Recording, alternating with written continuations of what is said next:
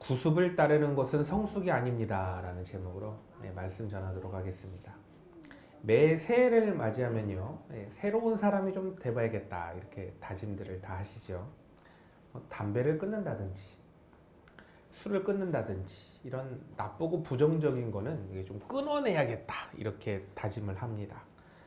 혹은 외국어를 좀 하나 해봐야겠다, 혹은 자격증을 좀 한번 따봐야겠다, 새롭게 운동을 좀 해봐야겠다라는 어떤 긍정적인 것을 또 해보겠다라는 다짐도 하게 됩니다.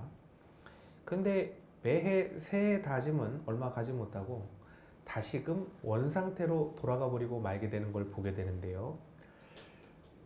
왜 이렇게 자꾸 원상복귀가 될까요? 좀 깊이 생각해 볼 필요가 있는 것 같습니다. 마음의 다짐이 약해서 돌아가는 걸까요? 아니면 우리의 의지가 약하기 때문에 그렇게 돌아가는 걸까요? 그런데 왜 실패를 했는지를 알아보려면 아주 근본적인 그런 질문을 자신에게 던져봐야 됩니다. 어떤 질문이냐면요, 부정적인 걸 끊어내기로 했을 때 나는 그 끊어내기로 한 그 부정적인 것을 정말로 부정적이라고 여기고 있는가? 이 질문 한번 던져봐야 됩니다. 반대로요, 어떤 긍정적인 걸 하려고 했을 때 나는 지금 하려고 하는 그 긍정적인 그것을 정말로 긍정적이라고 생각하고 있는가?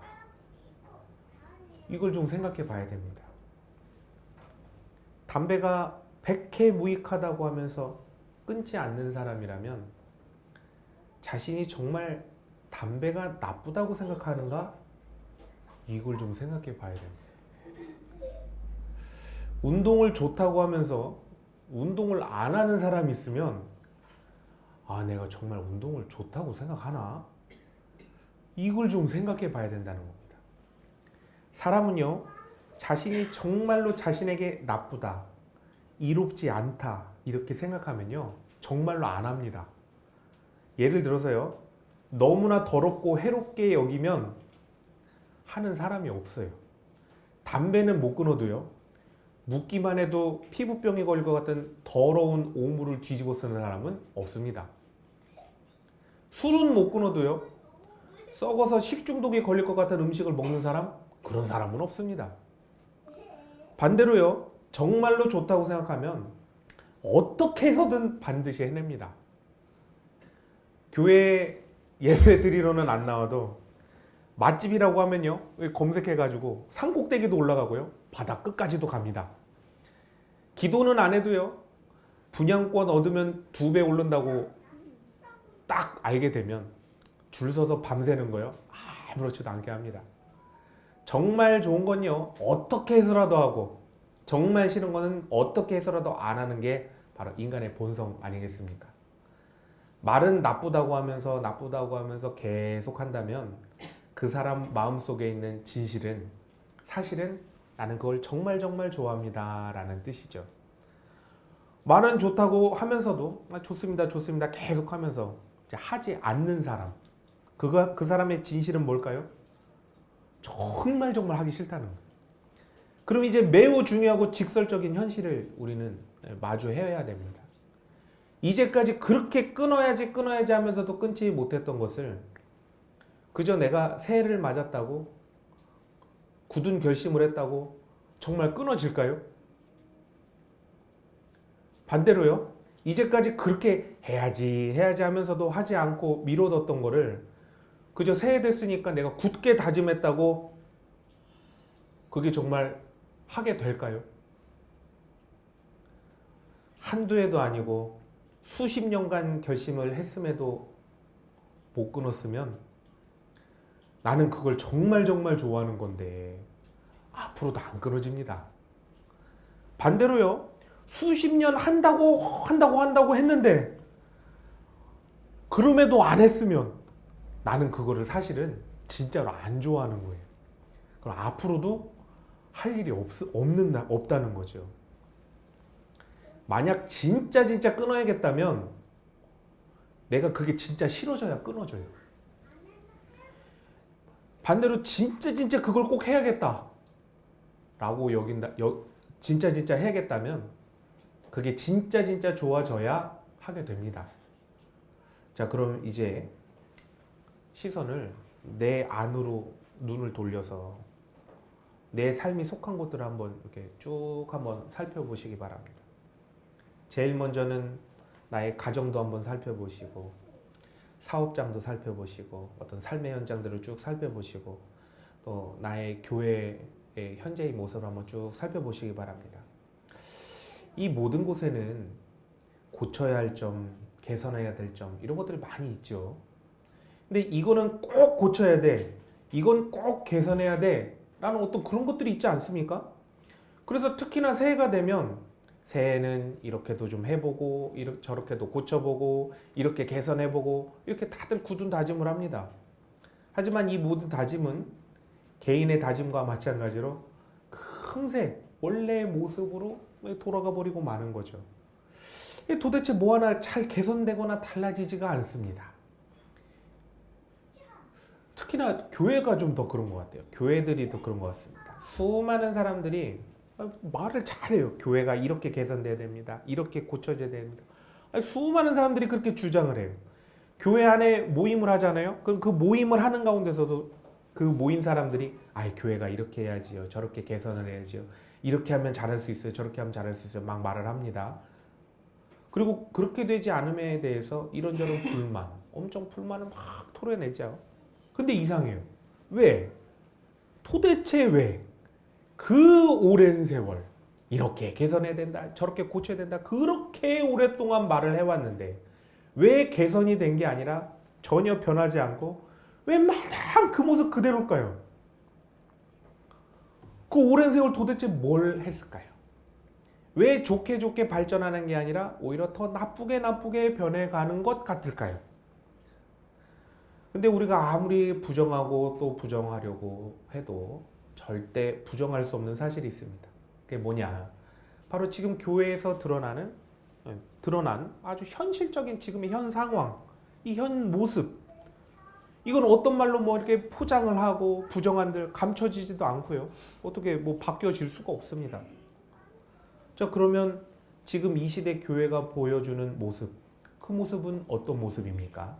바로 인간의 욕망, 인간의 욕심이 신앙적으로 잘 포장되었을 때 나타나는 그 모습. 신앙으로 포장된 인본주의가 현실화돼서 고착된 그 모습. 바로 그 모습을 딱 하고 있는 거죠. 말은 어떻습니까? 주님의 뜻대로, 주님의 뜻대로, 주님의 뜻대로, 주님의 뜻대로 거듭 얘기하지만 실제로는 어떨까요? 인간의 입장에서 편하고 인간의 입장에서 원하는 대로 주님의 뜻과는 상관없이 더 나아가 주님의 뜻을 거역하면서까지도 만들어낸 것이 계속해서 발전해 나다가 완성형의 모습을 갖춘 것. 그게 이제 지금 교회들의 그 모습 아니겠습니까? 일례로 한 영혼이 천하보다 귀하다. 한 영혼이 천하보다 귀합니다. 이렇게 말은 잘 하지만 신앙인들의 속마음은 정말 그럴까요? 혹시 천하보다 귀한 영혼은 바로 나밖에 없다, 이렇게 생각하고 있는 건 아닐까요? 진실로 한 영혼이 천하보다 귀하다, 진실로 한 영혼이 천하보다 귀하다 그렇게 여긴다면 내가 그에게 하는 말, 내가 그에게 하는 행동, 내가 그에게 쓰는 마음의 씀씀이 이걸 어떻게 해야 될까요? 내가 지금 선택해서 사용하는 그 말, 어떤 그 행동, 그 마음이 정말 천하보다 귀한 자에게 합당하게 할 수 있는 그런 말, 행동, 마음가짐, 그렇게 해왔을까요? 혹시나 어떤 지나가던 낯선 사람이 보고 들어도 거슬리고 상처 주고 아프게 하는 어떤 그런 말, 어떤 그런 행동, 그런 마음 씀씀이를 오히려 더 조심하고 더 아껴줬어야 하는 같은 믿음의 형제들에게, 그리고 또 가족에게, 그리고 또 자녀들에게 한 번이라도 생각해서 걸러내지 않고 몇 가지라도 가리고 참아내는 게 아니라 너무나 아무렇지도 않게 직설적으로 다 내어 뱉어서 전달했던 것은 아닐까요? 그런데 신앙과 말이 다름으로 인하여 발생하는 이러한 문제는 더 심각하고 중대한 문제가 있다는 거예요. 뭐냐? 바로 오래된 진실되지 못한 신앙이 연륜 있는 신앙으로 자꾸 포장이 된다는 겁니다. 그리고 오랜 신앙생활에도 예수님을 닮은 인품이 없는 것이 신앙적 성숙으로 이렇게 잘 포장이 된다는 거예요. 예수님께서 당시 종교 지도자들에게 아주 강력하게 주의를 주신 것 중에 하나가 무엇입니까? 바로 외식하지 말라 아닙니까? 외식하지 말라. 마음의 중심은 없는데 겉으로만 율법을 준수하면서 본인이 거룩한 신앙인이라고 교만해지는 것, 바로 이것을 아주 주의해야 된다. 예수님께서 아주 강력하게 말씀하셨는데요. 진정한 신앙인이라면 참된 신앙인의 삶을 살려고 노력한 만큼, 그리고 노력해 왔던 그 시간만큼 우리의 겉과 속이 점점 같아져야 정상 아니겠습니까? 그렇죠? 그런데 신앙생활을 오래 해왔음에도 불구하고 겉은 누구보다도 신실한데 속은 전혀 그렇지 않다면 그것은 정상이 아니라 매우 비정상적인 것이랍니다. 매우 비정상적인 것이죠. 오랜 신앙생활에도 전혀 진실됨이 없었다는 증거가 나타나는 것인데요. 그것은 신앙인으로서 매우 부끄러워져야 하는 일이라는 것입니다. 하지만 사람들 앞에서는 어떻죠? 오랜 신앙생활의 연륜으로 말미암아 신실한 신앙으로 비춰지는 연기 대상급 실력을 가지고 있기 때문에 주위에서 그의 이중적인 삶을 바라볼 때 뭐 신앙인들이 다 그럴 수 있지. 겉과 속이 다른 건 다 그런 거 아니겠습니까? 이렇게 보면서 신앙의 연륜으로 자꾸 이렇게 포장을 해주는 거죠. 또한 진실된 신앙인이라면 성령님께서 그 심령 가운데 계시니까 그 인품이 나날이 시간이 지나면 지날수록 예수님을 닮아갈 수밖에 없는 거죠. 그리고 따라서 신앙생활을 오래 하면 오래 할수록 나의 인품에서 뭐가 나와야 될까요? 예수님의 인품이 나와야 지극히 정상이라는 것입니다. 근데 만약 신앙생활을 오래 했는데 율법주의와 같은 신앙으로 나날이 본인이 교만해져가고 견고하고 매우 강한 고집 속에 나만을 주장하면서 계속 타인을 심판하고 정죄하는 거예요. 그럼 이건 잘못된 거죠. 영적으로 많이 알고 성경을 좀 많이 안다고 오히려 더 타인을 정죄하고 그렇게 하면 안 된다고 계속 심판하고 그렇게 다듬어지지 않은 거친 인격을 막 분출해서 타인에게 상처를 주고 또 아픔을 준다면 그건 정상이 아니라 매우 비정상적인 신앙이라는 것입니다. 그리고 신앙인으로서 매우 부끄러워지는 그런 모습인 것이죠. 그런데 문제는 이런 인품의 변화는 없음에도 불구하고 인품의 성숙 없는 옛사람의 모습 그대로 연공서열이 올라가듯 직분이 올라가고 또 봉사를 더 많이 하게 되고 더 영향력이 이렇게 커지다 보니까 주위에서는 그의 인품과 그의 속 마음과는 상관없이 그가 위치한 지위를 보고 신앙적 성숙으로 자꾸 포장해주고 있는 것입니다. 자, 그럼 이제 더 심각한 문제를 알아보면 이런데요. 개인이 이렇다 저렇다 하는 것은 개인에서 끝나는 문제 같지만 사실은 개인의 문제가 아니라 조직의 문제라는 것입니다. 개인 한 명만의 문제가 절대 아니에요. 그 조직에서 그렇게 바라보고 있다는 구성원 인식의 문제이기 때문에 그렇습니다. 이렇게 구성원 전체가 다 같은 어떤 그런 인식을 공유하게 되면 그때는 이 잘못되고 어긋난 일들이 고쳐야 하고 개선할 일이 아니라 어떤 조직의 전통으로 자리 잡아서 모두가 감내해야 됩니다. 그렇게 사는 것이 정상이니까 감내해야 됩니다. 라고 푸시하게 되는 거죠. 그리고 또 그렇게 또 잘 감내하면 그 조직 내에서 존경받는 인물로 세워지게 되는 거죠. 삐뚤어진 인물들이 세워지게 되는 겁니다. 이때부터 조직은 어떻게 될까요? 개선이 전혀 불가능해져. 전혀 개선 불가능한 조직으로 세워지고 고칠 수 없는 상태가 되어버리고 맙니다. 혹여 조직원 중에 잘못되었고 개선해야 된다 주장하는 사람이 있으면 어떻게 될까요? 아, 우리 조직이 잘못되었구나 생각하는 게 아니라 오히려 그 사람을 조직을 무너뜨리는 적으로 간주하는 거예요. 누구 하나 잘한다고 해봤자 동조하는 이도 안 생깁니다. 정상적인 말, 정상적인 행동하는 사람만 손해보고 공격받는 그런 삐뚤어진 조직이 되어버리고 마는 거죠. 따라서 이제까지 이렇게 해왔다고 그것이 전통이 되면 절대 안 됩니다. 해왔던 그대로 계속 해 나가는 것을 성숙이다 이렇게 여겨서도 안 됩니다. 잘못되고 어그러진 관습으로 인하여 생겨나는 어떤 트러블, 어떤 고통의 문제 이런 거를 주를 위한 희생이다, 헌신이다 이렇게 잘못 여겨서도 안 됩니다. 이제까지 해온 것이 예수 그리스도의 모범을 따라 열매를 맺었는가?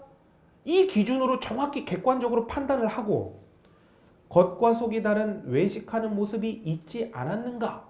이거를 아주 객관적으로 판단을 해서 분명하게 하나님의 뜻에 합당할 때 그것을 바로 전통으로 세우고 성숙의 과정으로 세워 나가야 할 줄 압니다.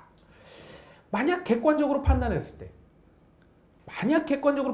때 예수님의 모습이었고 겉과 속이 다른 외식하는 모습이 이제까지 해왔던 모든 것들의 결과이다 라는 것들이 명백하게 밝혀진다면 그 조직은 즉시 더 이상 미루지 말고 즉시 가장 위에 리더부터 시작해서 가장 아래 구성원에 이르는 모두가 철저하게 회개하는 마음으로 완전히 돌이켜서 해오던 그 오래된 관습을 멈추고 제거해서 하나님 말씀에 바로 세워질 수 있도록 해야 살아납니다.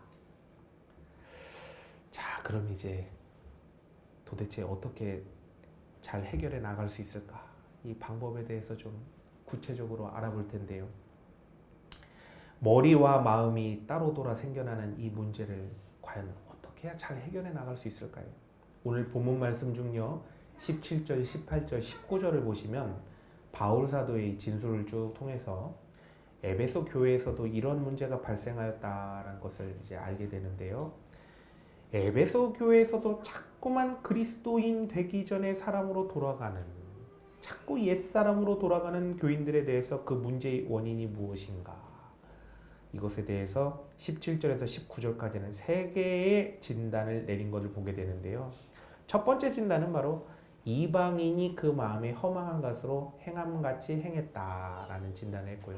두 번째는 마음이 굳어졌기 때문이다 라고 진단을 했습니다. 또 세 번째는 자신들이 그렇게 되도록 방임했기 때문이다 라고 이렇게 크게 세 가지 진단을 내렸는데요. 자, 여기서 헬라어를 하나씩 분석해서 다 말씀드리면 뭐 시간이 끝도 없을 것 같고요. 원어의 의미를 통해서 살펴보면 사실 이 세 가지는 한 가지로 일맥상통하는 것을 보게 되는데 그게 뭐냐? 바로 하나님께로부터 멀어졌기 때문에 생긴 일이다.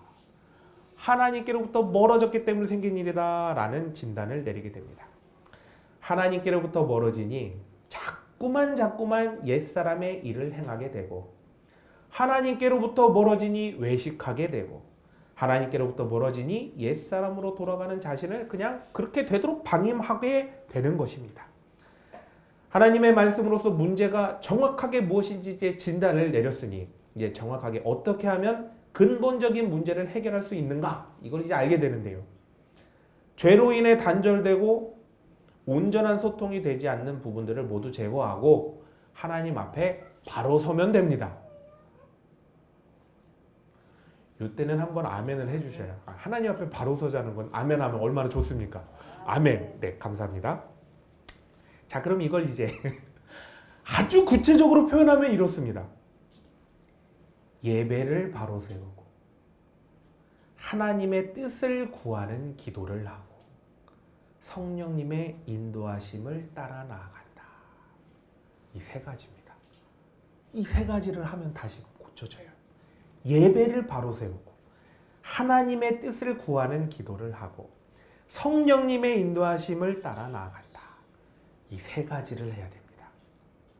자, 여러분, 제가 한번 여쭤볼게요. 혹시 가정예배 드리십니까? 가정예배 드리시나요?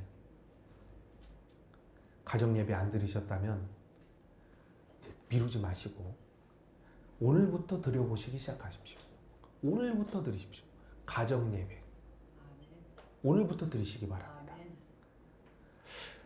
역으로 한번 생각해 보십시오. 가정예배가 세워지지 않았는데 어떻게 예수 그리스도의 반석 위에 가정이 세워질까요? 그렇지 않습니까? 그렇잖아요. 가족이 모여 뭐 복잡할 게 없습니다. 가정예배 복잡하지 않아요. 그냥 가족이 모여서 그냥 찬송 하나 부르고 오늘 이제 마태복음부터 쭉 올라가든 창세기부터 올라가든 말씀 한 챕터 읽고 말씀 서로 간에 나누고 삶을 나누고 같이 기도 제목 나누고 같이 기도하고 그리고 기도 끝나고 나면 가장이요. 가족 머리 위에 손을 얹어서 가장이 축복기도 다 해주는 거예요. 10분. 길어야 10분. 얼마 안 걸리잖아요. 예배가 생명의 공급의 원동력 아닙니까?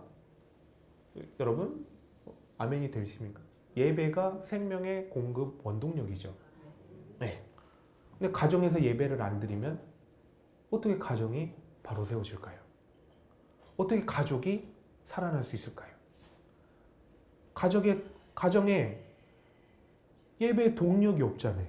근데 어떻게 가정이 예수 그리스도의 반석 위에 세워져서 살아나겠습니까? 안 되죠. 그러니까 가정 예배를 드려야 됩니다.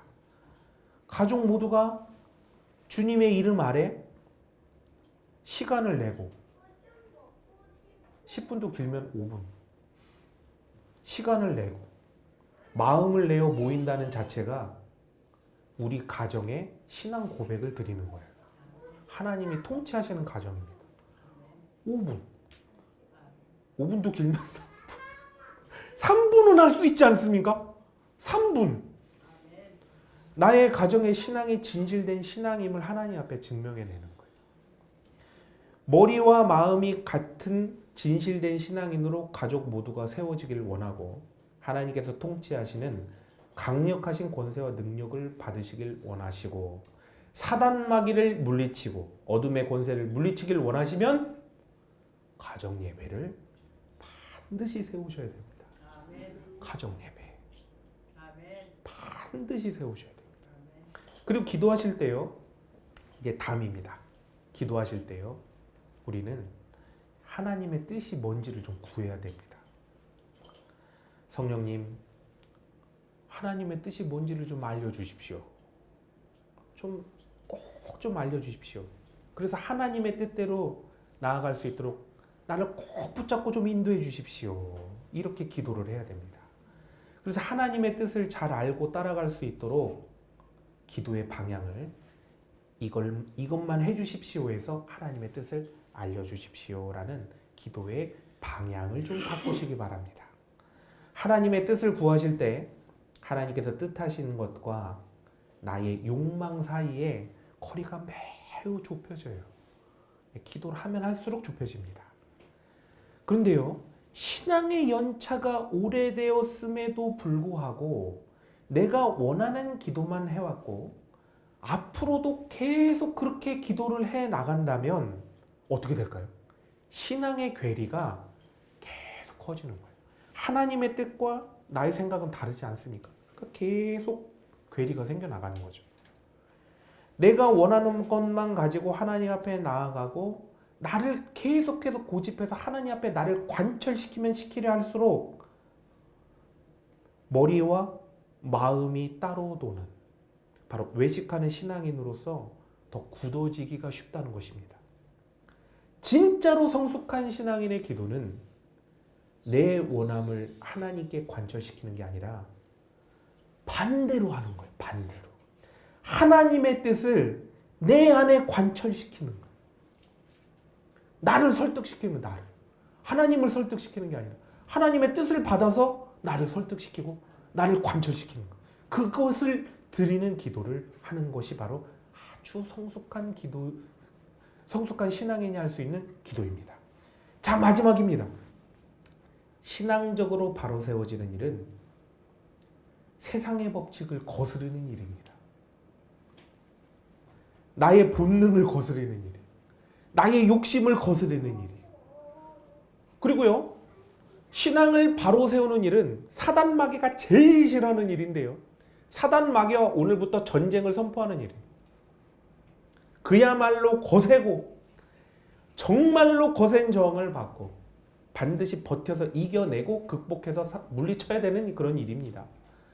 그러기에 신앙적으로 바로 세워지기 위해서는 정말로 굳은 각오와 결심을 해야 됩니다. 무엇보다 성령님의 도우심을 간절히 10번 간절히 구해야 됩니다. 그럼 성령님께서 도와주시는데요. 참된 신앙의 길로 갈 수 있도록 도와주세요. 그럼 뭐가 변화되냐? 마음이 변화되는 거예요. 심령이 새롭게 됩니다. 새로운 마음을 주시는 거예요. 복음의 마음이 그때 임하는 거예요.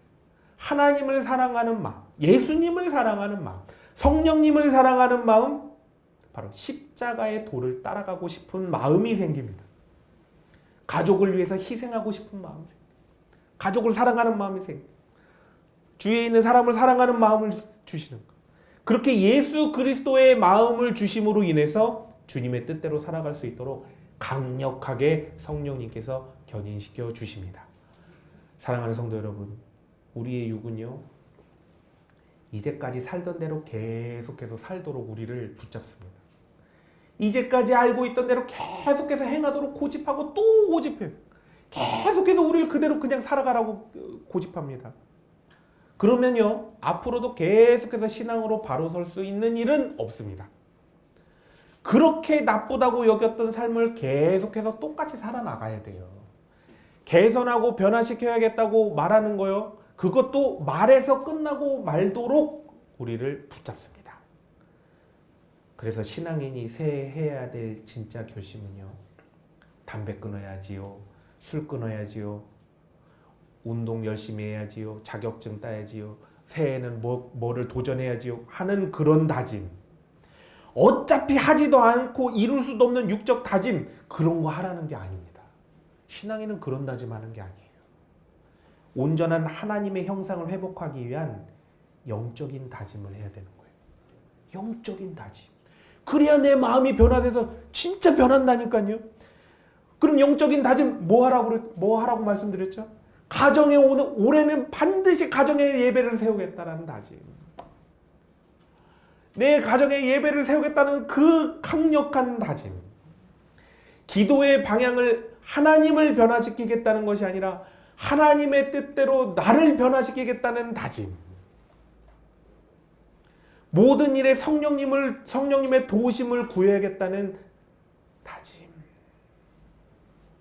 그 다짐을 해야 됩니다. 이러한 다짐 가운데 힘써 나아가시다 보면 점점 영적으로 바로 세워지게 되면서 놀라운 내적의 변화를 이루게 됩니다. 하나님의 기준이 내 마음의 기준이 되고 하나님의 말씀대로 행함이 내 마음의 원이 되는 놀라운 마음속의 변화가 일어나게 됩니다. 말씀의 기준대로 살아가는 것이 좋아져요.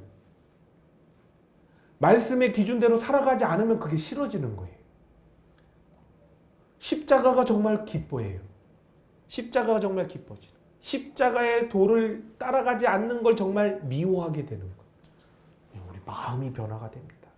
이렇게 마음이 하나님의 뜻대로 변화가 되면 하나님의 뜻을 거슬러 좋아하던 것이 마음으로부터 진짜 싫어지고 마음으로부터 정말 가시와 같이 밖에서 뽑아내고 싶은 마음이 그제서야 들게 됩니다.